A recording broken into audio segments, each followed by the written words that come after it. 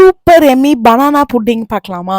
நீங்க டயட்ல இருக்கும்போது உங்க ஸ்வீட் கிரேவிங்ஸை சாட்டிஸ்ஃபை பண்றதுக்காக இந்த டெசர்ட் கண்டிப்பா ட்ரை பண்ணலாம். உங்கள டிசப்பாயிண்ட் பண்ணாது. நல்லா ரைப்டு பனானாவா ஒரு பனானா எடுத்துக்கோங்க. நான் வந்து ஒரு கம்மி போர்ஷன் தான் பண்றேன். ஸோ அதனால ஒரு பனானா ஸ்வீட்னஸ்க்கு வந்து ஒரு ஸ்பூன் ஆஃப் பீனட் பட்டர். இதுல நீங்க டேட்ஸுமே போட்டுக்கலாம். இல்லைன்னா வெண்ணிலா எக்ஸ்ட்ராக்ட் எது வேணா ஊத்திக்கலாம். ஸோ நான் வந்து பீனட் பட்டர் யூஸ் பண்ணிக்கிட்டேன்.